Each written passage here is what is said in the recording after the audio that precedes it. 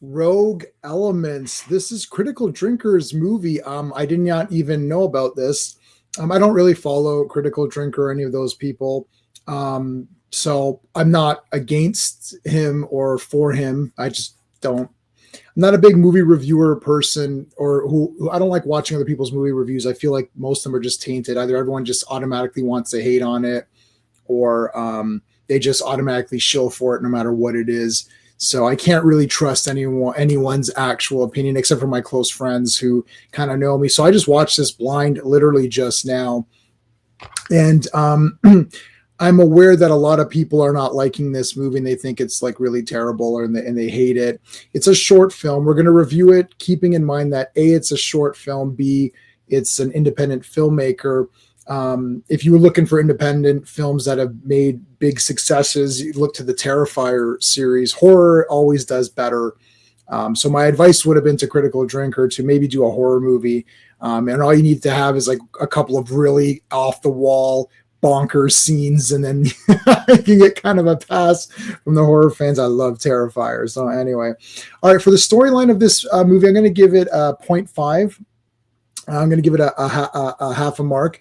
So I was about to give it a 1 point for the story. The reason I downgraded to 0.5 is that I believe that it got a bit muddled, even though it was somewhat simple. So this is a bit weird, right? If you get 1 point on my space system, then that's like sort of like okay, right? So if the story was okay, I'd give it a 1. I'm close to giving it a 1 because I'm keeping in mind that this is a low budget. Well, I'm not even sure if it's that low budget. It was on Kickstarter. I'm not sure how much it made for its budget, actually. So I should really check that. But in any case, I'm looking at the final product, so I don't care that much. I just know that it wasn't, a Disney picture or something. The problem is in the very beginning, we see this blonde lady. I think that's Anya. She's being tortured. And you think that this is going to somehow play into it. And it does in a weird kind of side plot way. The main plot involves this guy, Ivan, who is kidnapped by these Russians. The Russian bad guy is pretty cool. We'll talk about the characters momentarily. And but the problem is I'm not sure if they're trying to get this guy because he's a defector, or if they're trying to capture the team of guys who are trying to protect this guy. So the team of these guys are known as shepherds, and there's a bunch of these shepherds who are like, I guess, really, really pumped up operatives, and they go on missions and they get selected. It's like anything else that you've seen, right? Mission Impossible or whatever. So they capture a couple of these shepherds, and what this Russian guy is Nikolai Volkov. No, Volkov. He's looking to get information on an op that went down that was, I guess it messed up something with him. It was a bit muddled. It's like he wants revenge. There's a certain guy that was killed or whatever. So the guy who led that operation is Ryan Drake, and he is the main character of this movie. And I did not know until after I watched the movie that this is actually a Critical Drinker's character that he uses in a series of novels. So I did not know that. And after finding it out, I'm not going to really go read any of these novels anyways, but whatever. So Ryan Drake is your main guy, and they want that information. Once they reveal that information, they're killed. Now that information gets leaked back to Ryan. He sees video footage of Volkov killing his friend and quick flashbacks of them training together, whatever standards kind of stuff. And he wants revenge. So he gets together a quick little rogue team on his own. And one is I can't remember, what was the guy's name? There's a guy who can speak Russian. He gets him, and he's a bit of an ass. And then there's a girl named Frost. So it's a 3-person mission to go in and rescue this Ivan character who's like this defector, but like he doesn't know that these guys want Ryan dead. Like that's the villain's goal.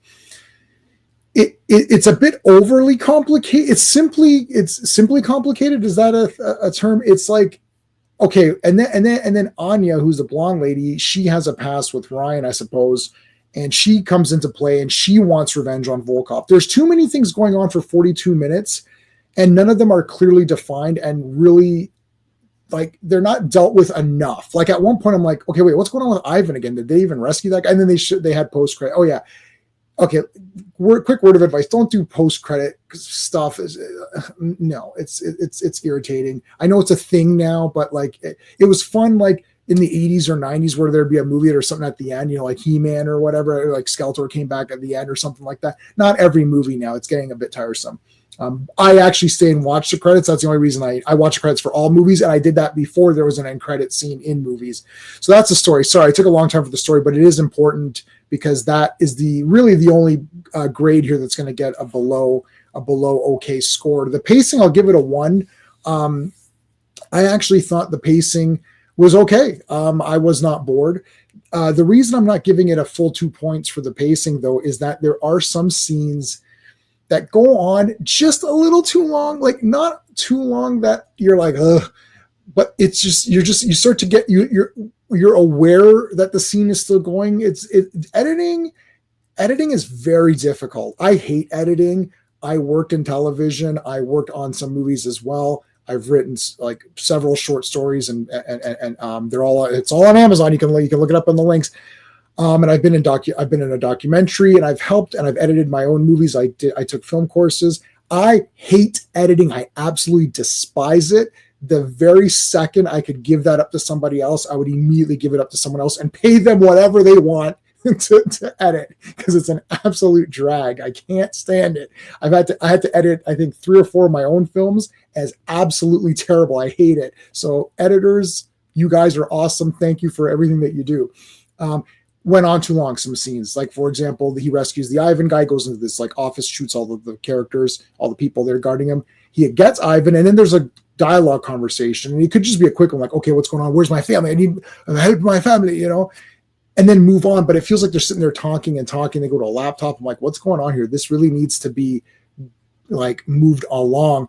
Perhaps they could have been walking and talking, to help that pacing. So I wasn't bored in this movie, but I did notice that the pacing could have been much better for sure. The artistry, I'm going to give it a 1. The thing with this movie is that this is not Critical Drinker's fault, but all movies now look poopy to me, pretty much.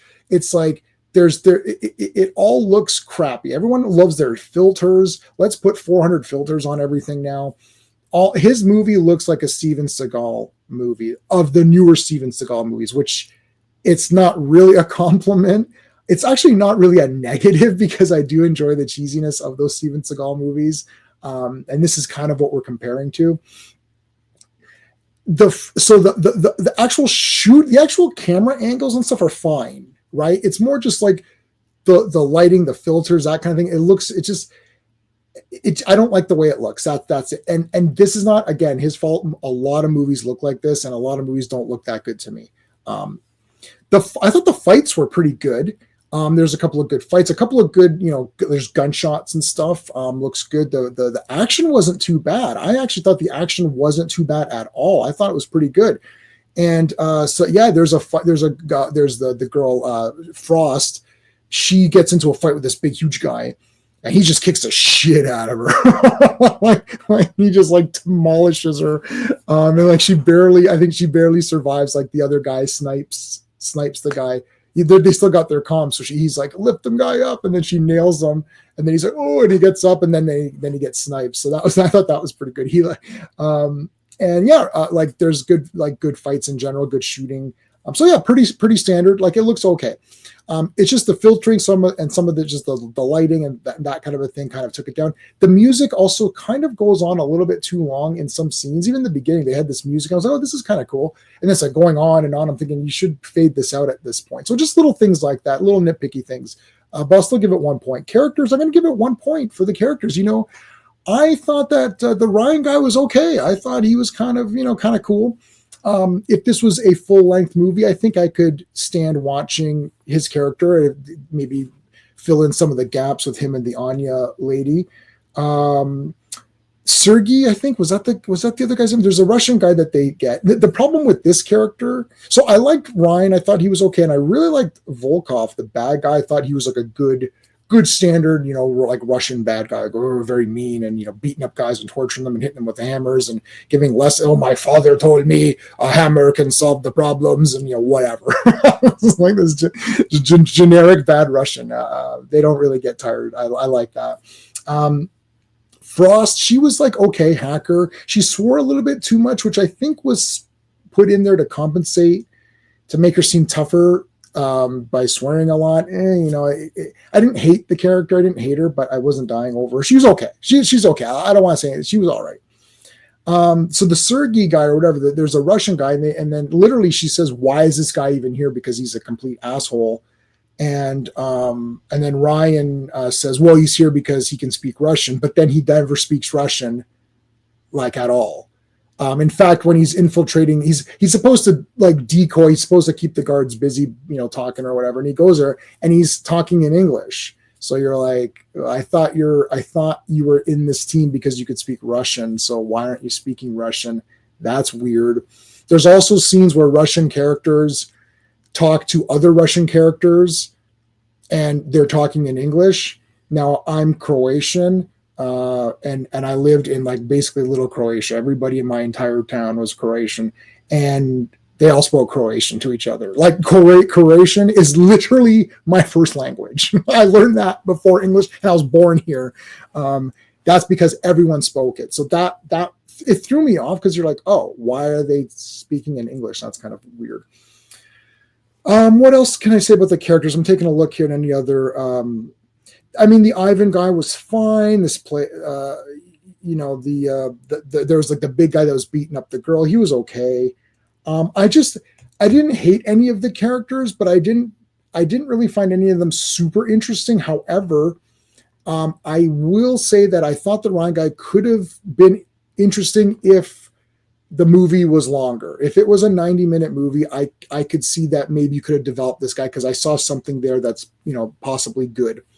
So that's that. The enjoyment factor, you know what? I'm going to give it 1 point. I thought this was like, okay. I know a lot of people don't like this movie, or they're really bagging on it. I'm not sure. I don't have any motives in my reviews. I'm also not affected by the way people are in real life. I have not watched any of Critical Drinker's videos. I don't really plan to. That's a lie. I've seen a little bit of his clips here and there of some of his reviews, and I find that they're just a bit repetitive for me. And I think actually that the negative response that he's getting for this movie, which I do not think is that bad. I think the people who are hating on this really haven't seen bad movies, and I have. This is not that bad, guys. You have yet to watch some of the real stinkers. You know what? If you want to see some real bad movies, take some film courses, because there's a lot of pretentious people out there showing a lot of crap. And I'm not talking about an artsy movie like a David Lynch movie where there's a lot of tone and like David Lynch is the master of tension, and there's creepiness like Mulholland Drive, kooky story all over the place, but there's a lot of like tension in that movie. And half the time I'm like, so I'm not talking about that. I'm talking about actual trash movies that are garbage, right? Like, The Room would look like a masterpiece compared to some of the ones that I've watched. But I think Critical Drinker has himself to blame actually on this one. Same with a lot of his kind of cohorts that he has, because he is in the habit of literally nitpicking to crap every single thing that comes out and just saying, this is trash, this is trash, this is trash. Now, I haven't seen every single one of I haven't seen any of his videos except for little clips here and there. That's my impression of it. So I could be completely wrong. And if I'm wrong, I'm wrong. However, I'm not swayed by any of these things. I don't care. I don't care what anyone says or does on their YouTube channels. I only care about the final product. I saw that there's a video where Critical Drinker, I guess, addresses some of the negativity that he's getting. I have like zero desire to watch that because I don't care. I'm looking at the final product of what I got. So I'm giving this one a 4.5 out of 10. It is for sure not anywhere near as bad as some of these other bad movies that people haven't even watched. Let's face the facts. I think like in a lot of people's minds, they're thinking, oh, like Captain Marvel was like a bad movie or whatever. And it is a bad movie on the standards of MCU quality. and storytelling. And there's also some intrinsically, objectively bad things in that movie, anyways, even if you compare it to just regular movies that are good. So it's a bad movie for sure. But it's definitely not near as bad as movies that I've actually seen that you wouldn't even believe are actual movies. Right? So this to me is on par with any of those Steven Seagal movies. It doesn't have Steven Seagal, who is usually the factor that brings people to those movies. So you could see him, and yeah, he's chubbier now, but he's still kind of fun to watch because he's got his swagger and all that, right? So I didn't think this was that bad. I think like people getting really pissed off saying this is like a super trash worst movie ever. It's like, well, it's only 42 minutes. It is still like an independent filmmaker. I thought it was pretty cool. Like, had I made this, I would have been like, you know what? Look, I made this movie. I think it's pretty cool. Like, I really worked hard on this one, and it's not easy, guys, to just go out and make something. Like, take your phone and go film some stuff just for yourself. We used to just film fight scenes. So we were all in martial arts together, took taekwondo and all of that, and we would go out and we would just film us fighting, just on our own. We were like 17. This is like 25 years ago or something. 25 years ago, I'd go and just film anything and film fights just to learn the editing, where the camera should be for a punch and a kick. How do you react to a punch? How do you react to a kick? That kind of stuff. Just go and do that, edit it together, and see what it looks like, and see if you think it's good. It's difficult. It's not easy to make movies. This is why I try to be fair to every movie I watch, even if we know it's going to be crap, right? So anyways, there you go. I didn't think this was that bad, guys. Come on. It was all right. Anyway, so that's it for this one. Thanks so much to everybody watching. Please make sure you like the video, subscribe to the channel, all that good stuff. Thanks for watching, everybody. Hey friends, you've just been listening to J-Man, and he is the smartest person who ever lived. So make sure you like and subscribe.